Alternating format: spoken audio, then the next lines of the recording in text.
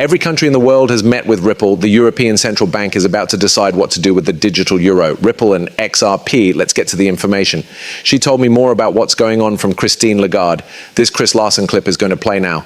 Does anyone still think it's just a coincidence that Ripple has been meeting with governments around the world all these years? Asked Digital as an investor. The company Ripple is not like other businesses and XRP is not like other digital assets. We tried to show you and tell you that this is for the digital, all the marbles lock in. Even though it's been 10 years since the financial crisis, we may not have the tools to stop the next one. And this is where I think digital assets can really come in handy. A digital asset that works well can really fix some of the biggest problems in world liquidity. To give you an idea of how badly money moves around the world, there are trillions and trillions of dollars stuck in cash. Trillions of dollars worth of capital can now be freed up if you have a really useful digital currency like XRP. This is what we think will be the most useful. That means that as a business, a bank, or a payment service, you can make those moves right away without having to store money all over the world. If people had known in 2008 that if Lehman Brothers had failed, the market would have crashed by only $9 billion, they might have let it fail, bailed it out, or the government could have sold it. Without the lack of transparency, there would have been policy choices that could have been used. Now, I want to make my point. I read Satoshi Nakamoto's white paper not long after Lehman Brothers went bankrupt. It suggested a global internet ledger that would keep track of all activities.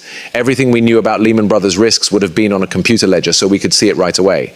Also, guess what? Things wouldn't have gone badly. Yes, because the fog of war would have caused, a problem. There is no way to know where the real risk is. We would have known what the risks were and been able to avoid a crisis if they were all put down on an unchangeable ledger.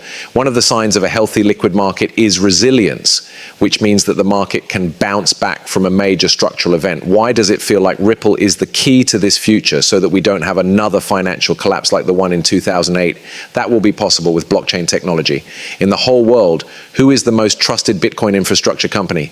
You need to know that this isn't just about the US. The UK is what you mean. Europe is what you mean. You are talking about South America, Mexico, Canada, and Australia. It's everywhere. The people in charge of the world know what Ripple is, what the company is, and what the digital asset XRP can do for their countries. They want XRP badly, the next great cash loss.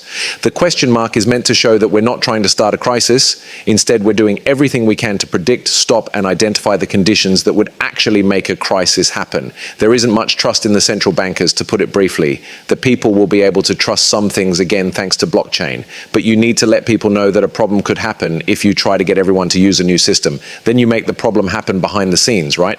Crisis, issue, answer, and blockchain. Also, I believe we should remember two things when we think about the subject. First, the global banking system has been changing all the time since the end of World War II, and the rate of change has sped up as technology has improved. The second thing is that things that seem new are often just old risks dressed up in new clothes. This makes me think of Professor Carmen Reiner and Kenneth Rogoff's work on the past of financial crises. This time is different, though.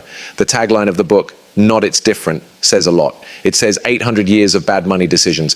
There have been 800 years of this, so I think it's safe to say that this time is never different. Because of this, research is so important for keeping the economy stable by giving us a deep knowledge of the past and strong analysis. Innovation changes and moves the economy forward, and research helps us see how it does this. It also makes possible risks stand out more, so policymakers can deal with them ahead of time and hopefully stop them before they happen. Research is especially important because it helps us figure out what the big changes in the financial system since the global financial crisis mean. These changes have happened in a short amount of time. One of the biggest changes in the financial system over the last 20 years or so has been the growth of non-bank financial institutions. Does that sound like there will be a bank soon? Anyways, I wanted to learn more about how XRP can be used to stop the next financial crisis, and this is the research I did. Every government in the world can use XRP to make the financial system more stable, open, and safe, and to help stop future financial crises by providing extra cash.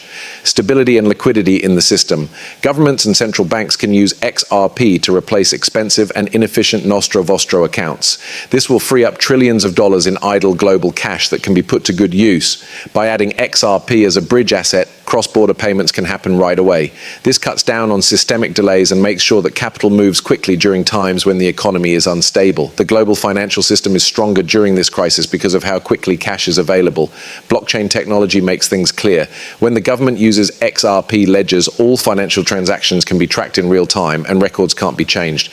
Transparency based on blockchain makes it easier for auditors and officials to keep an eye on money flows and find big problems. I really can't say that. Irregularities, and make sure that everyone is following the the rules.